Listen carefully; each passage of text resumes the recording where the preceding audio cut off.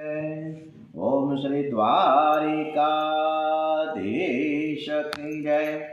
डोगई जी महाराज की जय। श्री सुखदेव जी महाराज की जय। ओम श्री कमगणपते नमो नमः। ओम हरि ओम गणनं गणपति नवामहे। प्रियाणं च प्रियपति नवामहे। निधीनं निधिपति नवामहे। वसो मम आहमजानी गर्भदमातमजासी गर्भद मम। हरि ओम। श्री हनुमान जी महाराज की जय। हनुमंते नमो नमः। श्री रामचंद्र भगवान की जय। श्री गायत्री मात की जय। श्री सोमनाथ महादेव की जय। श्री भारत माता की जय। वंदे वेद मातरम। श्री भागवत भगवान जी महाराज की जय। ओम नमो भगवते वासुदेवाय। आज 18મી નવેમ્બર कार्तक वध 13 છે। આજે બીજી 13 છે। આજે શિવરાત્રિ છે અને સરસ મજાનું મંગળવાર ગણપતિજી મહારાજ હનુમાનજી મહારાજના ચરણોમાં વંદન સાથે આજની કથા શ્રી કૃષ્ણ પરમાત્માને સમર્પિત કરીએ એવા ભાવ સાથે કુંતાજીની અદ્ભુત સ્તુતિ છે। એણે જે માંગ્યું છે એવું આ જગતમાં કોઈ માંગ્યું નથી એવું આ કથા તરફ આપણે સ્તુતિ તરફ વધીએ આગળ। ભક્તિ માર્ગમાં ભગવાનનો વિરહ સહન થતો નથી। હવે તો દ્વારિકાનાથ દ્વારિકા જવા તૈયાર થયા છે। હસ્તિનાપુરથી નીકળે છે। કુંતાજીનો હૃદય ભરાઈ ગયું છે। એમને એવી ઝાંખણા છે કે હું 24 કલાક શ્રી કૃષ્ણને નિહાળ્યા જ કરું। શ્રી કૃષ્ણના વિયોગમાં કુંતાજી બહુ જ વ્યાકુળ થયા છે। ભગવાનનો રથ જે રસ્તા ઉપરથી જવાનો હતો એ રસ્તા ઉપર આવીને કુંતાજીએ બે હાથ જોડીને ઊભા છે। વૃદ્ધાવસ્થા છે। બે દાસીઓનો ટેકો લીધો છે। આંખમાંથી ધીરે ધીરે પ્રેમાશ્રુ નીકળે છે। મારો શ્રી કૃષ્ણ મને છોડીને જાય છે। દ્વારિકાનાથનો રથ આવ્યો। કુંતાજીને જોઈને પ્રભુ રથમાંથી નીચે ઉતર્યા। કુંતાજી પ્રભુને વંદન કરે છે, પગે લાગે છે। રોજ શ્રી કૃષ્ણ કુંતાજીને પ્રણામ કરે છે ત્યારે આજે કુંતાજી ભગવાનને વંદન કરે છે। વંદનથી પ્રભુ બંધનમાં આવે છે। વંદન કરો ત્યારે કરેલા પાપોને યાદ કરો, તમારું હૃદય દીન બનશે। શ્રી કૃષ્ણ કહે છે કે ભૈબા આ તમે શું કરો છો? હું તો તમારા ભાઈનો દીકરો છું। તમે પ્રણામ કરો તે સારું નહીં અને શોભે પણ નહીં। કુંતાજી કહે છે કે હે કૃષ્ણ આજ દિન સુધી મારા ભાઈનો દીકરો હું તમને ગણતી હતી, પણ આજે તો મને સમજાઈ ગયું છે કે આપ ઈશ્વર છો, સૌના પિતા છો। કુંતાજી વાત્સલ્ય ભાવથી શ્રી કૃષ્ણના મુખને નિહાળે છે અને કુંતાજી ભગવાનની સ્તુતિ કરી રહ્યા છે। નમઃ પંકજ નાભાય નમઃ પંકજ માલિને નમઃ પંકજ નેત્રાય નમસ્તે પંકજ જાંત્રય। જેની નાભીમાંથી સ્તુતિમાં કેટલી બધી સરસ વાત મૂકી છે કુંતાજીએ કે જેની નાભીમાંથી બ્રહ્માનો જન્મ થયો છે, જેણે સુંદર કમળોની માળા ધારણ કરેલી છે, જેમના નેત્રો કમળ સમાન વિશાળ છે, જેના ચરણોમાં કમળનું ચિહ્ન છે, એવા શ્રી કૃષ્ણ આપને હું વારંવાર પ્રણામ કરું છું, વંદન કરું છું। ભગવાનની સ્તુતિ રોજ 3 વાર કરવી જોઈએ, સવારે, બપોરે અને રાત્રે સૂતા પહેલાં। એ ઉપરાંત સુખમાં અને દુઃખમાં પણ સ્તુતિ કરો। સાયંકાળે અંતકાળે સ્તુતિ કરવી। અર્જુન દુઃખમાં સ્તુતિ કરે છે, કુંતાજી સુખમાં સ્તુતિ કરે છે, જ્યારે ભીમ અંતકાળે સ્તુતિ કરે છે। સુખાવસાને દુઃખાવસાને દેહાવસાને ભગવાનની સ્તુતિ કરવી। કુંતાજી કહે છે કે પ્રભુએ અમને સુખી કર્યા છે, અમને કેવા કેવા દુઃખમાંથી ઉગાર્યા છે। કુંતાજી ભગવાનના ઉપકારોનું સ્મરણ કરે છે, એવો પ્રભુના ઉપકારોને જરાય ભૂલ્યા નથી। જળ વિના નદી શોભતી નથી, પ્રાણ વગર શરીર સુંદર શોભતું નથી, ચાંદલા વગર શ્રી સૌભાગ્યવતી સ્ત્રી શોભતી નથી। એમ હે કૃષ્ણ આપ વિના પાંડવો શોભે નહીં। હે શ્રી કૃષ્ણ આપને લીધે જ અમે તો સુખી છીએ। આપે તો લાક્ષાગ્રહમાંથી અમને ઉગાડ્યા હતા. ભીમને ઝેરના લાડુ ખવડાવ્યા ત્યારે આપે તો એને બચાવ્યો હતો. ભર સભામાં મારી દ્રૌપદીની સાડી દુશાસન ખેંચવા લાગ્યો હતો. ત્યારે હે દીનાનાથ, આપે તો તેને ઢાંકી હતી. આપે જેની લાજ રાખી હતી, જેને તમે ઢાંકો એને કોણ ઉઘાડું કરી શકે? ગોપીઓ પણ ગોપી ગીતમાં ભગવાનના ઉપકરણ વારંવાર રટણ કર્યા કરે છે. એ કહે છે કે યમુનાજીના વિસ્મય જળથી, છલાના મૃત્યુથી, અજગરના રૂપમાં ખાઈ જનાર અંધાસુરથી, ઇન્દ્રની વર્ષા, આંધી, વીજળી, દાવાનળથી આપે અમારું રક્ષણ કર્યું. હે નાથ, હું તમારી છું, મારા ઉપર તમારો અનંત અને અનંત ઉપકાર છે.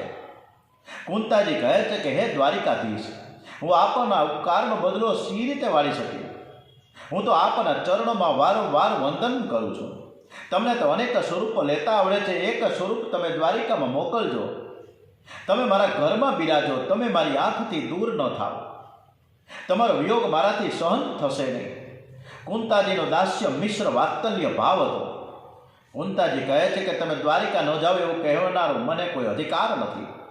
પરમાત્મા તો સ્વતંત્ર છે, તેઓ તો સર્વશક્તિમાન છે. તેથી જ હું કહું છું કે આપ દ્વારિકા ભલે પધારો, પણ મને એક વરદાન તો આપતા જ જાઓ.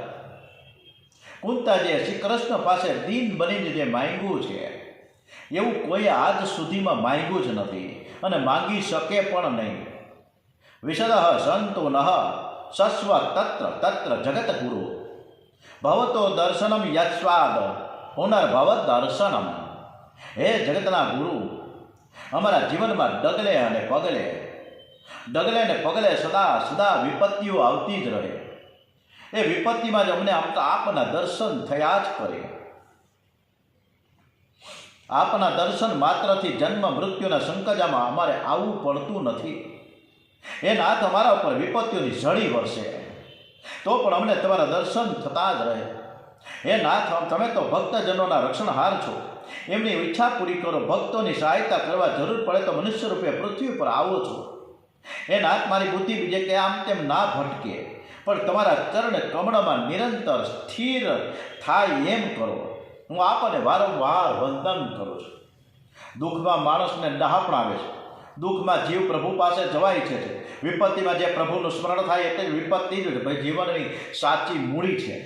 વિપત્તિ એ ખરેખર વિપત્તિ નથી ને સંપત્તિ એ ખરેખર સંપત્તિ નથી, પરંતુ પ્રભુનું વિસ્મરણ થાય એ જ સાચી સંપત્તિ છે. પ્રભુનું વિસ્મરણ થાય ને એ જ સાચી વિપત્તિ છે. પ્રભુનું સ્મરણ કાયમ માટે રહે તે જ સાચી સંપત્તિ છે. કુંતાજીએ પ્રભુ પાસે વરદાન માંગ્યું છે કે મારે માથે મોટા મોટા દુઃખના પ્રસંગો આવી પડે. શ્રી કૃષ્ણ કહ્યું કે ફૈબા, તમે આ શું માંગો છો? આજ દિન સુધીમાં તમે અનેક પ્રકારના દુઃખો સહન કર્યા છે. હવે સુખનો વારો આવ્યો છે. શું હજી દુઃખ ભોગવવાની ઈચ્છા છે? કુંતાજી દીન થઈને બોલ્યા, હે નાથ, દુઃખ તો અમારો ગુરુ છે. દુઃખમાં મનુષ્યને ડહાપણ આવે છે. દુઃખમાં જ નારાયણનું સ્મરણ થાય છે. તેથી દુઃખને જ હું સાચી સંપત્તિ માનું છું. સુખ કે માથે શીલ પડો, હરિ હૃદય સે જપાય, બલિહારી હો દુઃખ કી, જો પલ પલ નામ જપાય, જો પલ પલ રામ જપાય. એ નાથ, મારે માથે વિપત્તિઓ આવે કે જેથી તમારા ચરણનો આશ્રય કરવાની મારે ભાવના જાગૃત થાય. દુનિયાના દરેક મહાન પુરુષોને પહેલાં તો દુઃખ વેઠવું જ પડ્યું છે. મહાભારતમાં એવું કહેવામાં આવ્યું છે કે સર્વ પ્રકારના રોગનો જન્મ મદમાંથી થાય છે. માટે દિન બનીને પ્રાર્થના કરો. તમારા જન્મનું પ્રયોજન ઘણી રીતે બતાવવામાં આવે છે, પરંતુ મારું તો માનવું છે કે દુષ્ટોનો વિનાશ કરવો એ તમારા જન્મનું પ્રધાન કાર્ય નથી, પરંતુ તમારા ભક્તોને પ્રેમનું દાન કરવા નાથ તમે આવ્યા છો. અને વાસુદેવે પણ મને કહેલું કે કંસના ત્રાસથી ગોકુળમાં જઈ શકતો નથી. તમે ગોકુળમાં જઈ કન્યાના દર્શન કરજો. હે નાથ, હે પ્રભુ, તમે ગોકુળમાં બાળ લીલા કરતા હતા ત્યારે હું તમને જોવા આવતી હતી. તમારું એ બાલ સ્વરૂપ હજુ મને ભૂલાતું નથી. યશોદામાએ તમને બાંધ્યા હતા એ ઝાંખી હજી ભૂલાતી નથી.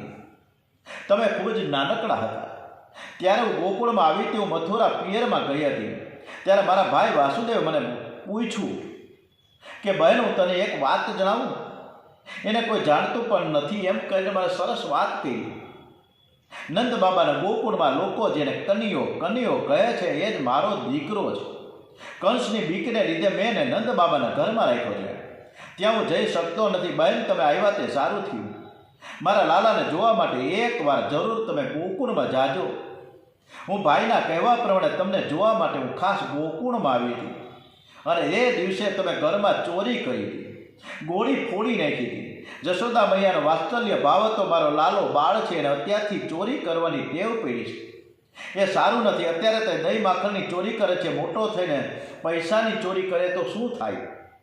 આજે તો લાલાને જરૂર સજા કરીશ. લાલાએ ખાંડણી ઉપર ચડીને ચોરી કરી હતી. એટલે યશોદામયે નક્કી કર્યું કે લાલાને હું ખાંડણી સાથે બાંધું. યશોદામૈયા લાલાને ખાંડણી સાથે બાંધવા ગયા, પણ લાલો બંધાતો નથી. એ ગોકુળમાં બાળક થઈને રહ્યો છે. શ્રી કૃષ્ણ છે, પરમાત્મા છે. તે દોરીથી બંધાતા નથી. ઐશ્વર્ય શક્તિ એમ માને કે શ્રી કૃષ્ણ મારા પતિ છે. મારા પતિને કોઈ બાંધે તે મારાથી જોવાય નહીં. તેથી ઐશ્વર્ય શક્તિ દોરીમાં પ્રવેશ કરે છે અને દોરીને ટૂંકાવે છે. જે દોરીથી યશોદામૈયા લાલાને બાંધવા જાય એ દોરી 2 આંગળ ટૂંકી થાય. યશોદામૈયા બીજી ત્રીજી દોરી બાંધે, પરંતુ શ્રી કૃષ્ણ બંધાતા નથી. ગોપી યશોદામૈયાને સમજાવે કે માં, આજે તને થયું છે શું? યાદ તો કર, જ્યારે તારા ઘરમાં દીકરો ન હતો ત્યારે તું રડતી હતી. તે ઘણા દેવોની બાધા રાખી, ત્યારે તારો દીકરો થયો છે. તે આખા ગામને પ્રાણથી પ્યારો પ્યારો આ કાનુડો છે. એ અમારા ઘેર આવીને પણ ઘણા તોફાન કરે છે. તો શું અમે તેને બાંધવાનો વિચાર કર્યો? માં, તને જરાય દયા નથી આવતી. યશોદામાં આજે આવેશમાં છે, કહે છે કે તમે ઘેર જાઓ. દીકરો મારો છે, મને યોગ્ય લાગે હું કરીશ. તમારે પંચાયત કરવાની કોઈ જરૂર નથી. અને તે આજકાલ કોઈને ગાંઠતો પણ નથી. આજે તે ઘરની બધી દોરીઓ હું ભેગી કરીશ, બાંધીશ. યશોદામૈયા ઘણી બધી દોરીઓ ભેગી કરી છે. લાલાને બાંધવાનો પ્રયત્ન કરે, પણ દોરી 2 આંગળ ઓછી થાય. શ્રી કૃષ્ણ ગાલમાં ધીરે ધીરે હસે છે. યશોદામાં ચીડાય છે. આજે ગમે તે થાય, હું તને બાંધીશ. લાલો માને મનાવે છે, માં, હવે હું કોઈ દિવસ ચોરી નહીં કરું. આજનો દિવસ તો તું મને છોડી દે. યશોદામાં કહે કે આજે હું નહીં છોડું. યશોદામાનો દુરાગ્રહ છે. વૈષ્ણવો પ્રેમથી પરમાત્માને જ્યારે બાંધે છે ને, ત્યારે જ આ જીવ માયાના બંધનમાંથી છૂટે છે.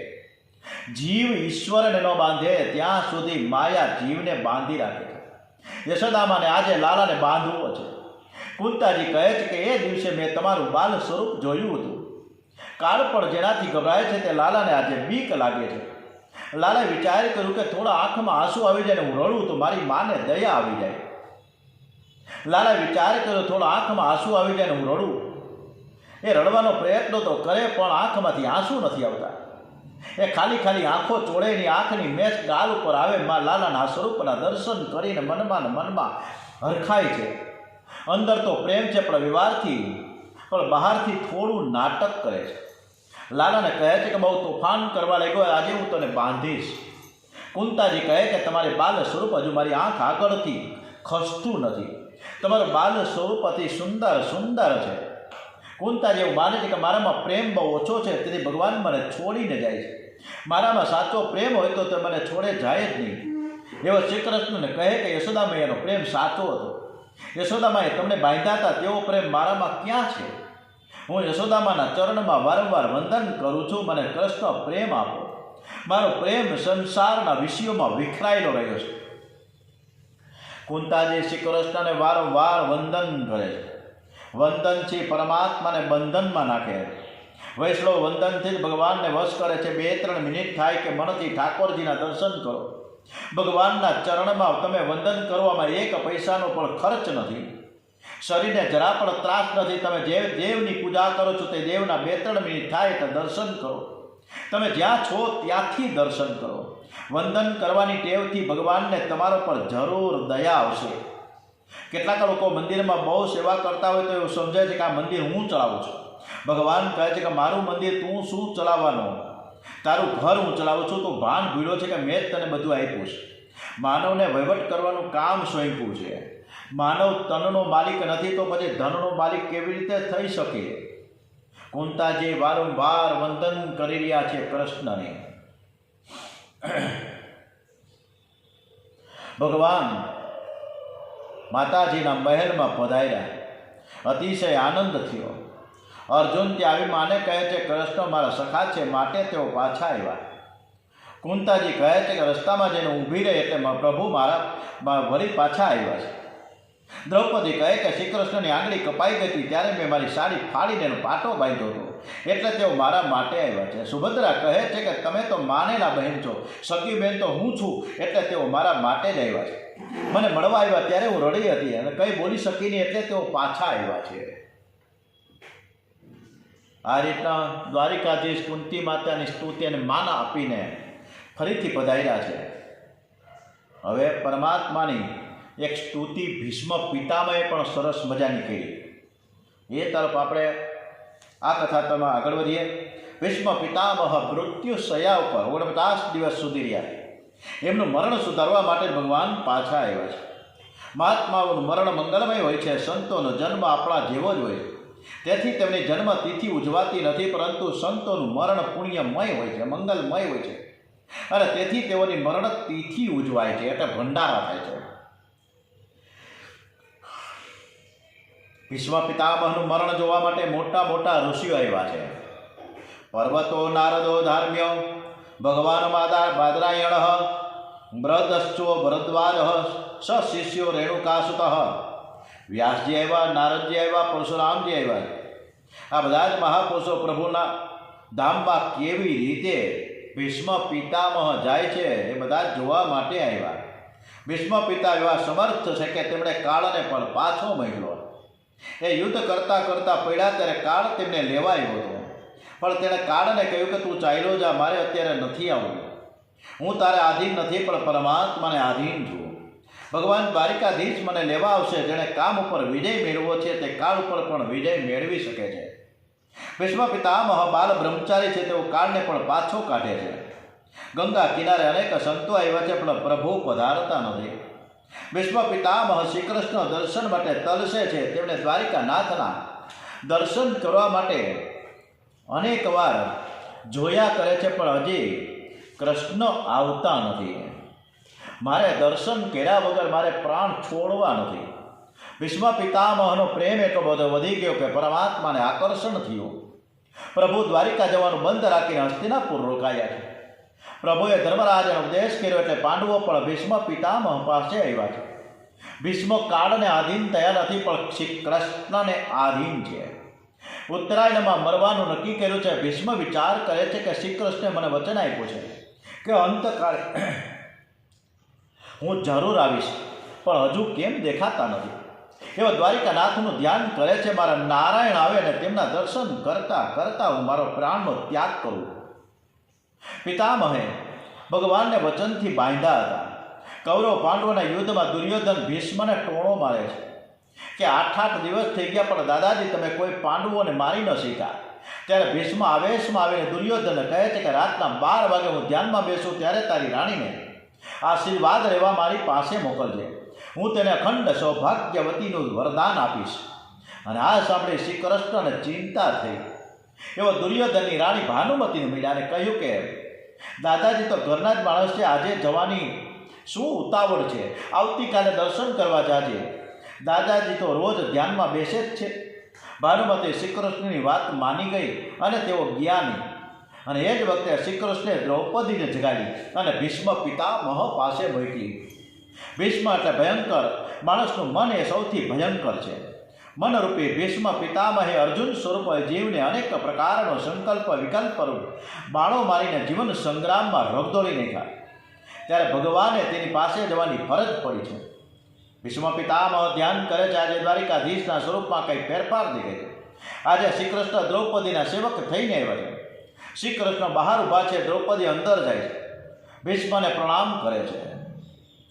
ભીષ્મ તેને દુર્યોધનની પત્ની ભાનુમતી સમજીને અખંડ સૌભાગ્યવતી ભવના આશીર્વાદ આપે છે. દ્રૌપદી કહે છે કે આપનો આશીર્વાદ સત્ય થાવ. ભીષ્મ આંખ ખોલીને જોયે છે કે તો સામે પાંડવ પત્ની દ્રૌપદી બે હાથ જોડીને ઊભી છે. ભીષ્મ કહે છે કે તને મારા આશીર્વાદ તો જરૂર પડશે. મેં તને આશીર્વાદ સાચા હૃદયથી આપ્યા છે. મેં પાંડવોને મારવાની પ્રતિજ્ઞા આવેશમાં લીધી છે, સાચા હૃદયથી લીધી નથી. વળી પાંડવોને મારીશ અથવા તો હું મરીશ એટલે પ્રતિજ્ઞા ભંગ થશે નહીં. પરંતુ મને પહેલાં તો એ તો જણાવ કે તું અહીં આવી કેવી રીતે? જરૂર તને અહીં લાવનાર દ્વારકાધીશ હશે. ભીષ્મ સમજી ગયા કે આ કામ શ્રી કૃષ્ણનું જ છે. એઓ દોડતા દોડતા બહાર આવ્યા. તેઓ શ્રી કૃષ્ણને વંદન કરે છે. કહે છે કે આજે તો હું તમારું ધ્યાન ધરું છું, પણ અંતકાળે તમારું ધ્યાન રહેશે કે નહીં મને ખબર નથી, પણ એ સમયે મારી લાજ રાખવા માટે તમે જરૂર આવજો. તમે મારું મરણ સુધારવા માટે જરૂર આવજો. એ વખતે શ્રી કૃષ્ણ વચન આપે છે કે હું જરૂર આવીશ. અને તેમને આપેલું વચન સત્ય કરવા માટે દ્વારિકાનાથ પધાર્યા છે કુરુક્ષેત્રના મેદાનમાં. પ્રભુને રોજ પ્રાર્થના કરજો, આપ મારા મરણ સમયે જરૂર આવજો, કારણ કે અંતકાળમાં દુઃખથી દેહનું અનુસંધાન થાય છે અને તેથી ઈશ્વરનું સ્મરણ કરવું ઘણું મુશ્કેલ થઈ જાય છે. ભીષ્મ પિતામહ શ્રી કૃષ્ણની સ્તુતિ કરે છે. શ્રીમન્નારાયણ નારાયણ હરિ હરિ, શ્રીમન્નારાયણ નારાયણ હરિ હરિ, લક્ષ્મી નારાયણ નારાયણ હરિ હરિ, ભજમન નારાયણ નારાયણ હરિ હરિ, સ્વામી નારાયણ નારાયણ હરિ હરિ, બદ્રી નારાયણ નારાયણ હરિ હરિ, શ્રીમન નારાયણ નારાયણ હરિ હરિ. ભીષ્મ પિતામહ દિવસમાં 3 વખત પ્રભુની પ્રાર્થના કરતા. તમે પણ ભગવાનની રોજ 3 વખત પ્રાર્થના કરજો. ભગવાન તમને જરૂર લેવા જરૂર આવશે. શરીર સારું હોય ત્યારે માનવી ભગવાનની ભક્તિ કરતો નથી. શરીર સારું હોય ત્યારે બુદ્ધિ બગડેલી હોય છે. શરીર બગડે ત્યારે બુદ્ધિ સારી થાય, પણ બુદ્ધિ એવા સમયે સુધરે છે કે પછી માનવ કંઈ કરી શકતો નથી. પરમાત્માને રાજી કરો જેથી અંતકાળમાં પરમાત્મા આવે.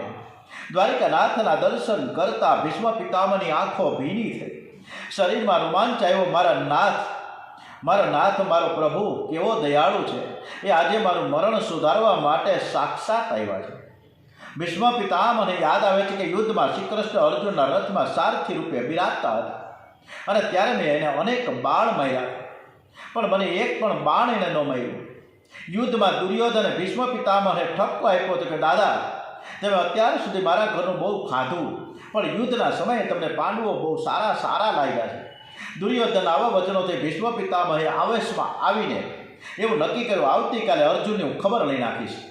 ભગવાન શ્રી કૃષ્ણ તેના રથમાં બિરાજ્યા છે, તેથી તેની જીત થાય છે.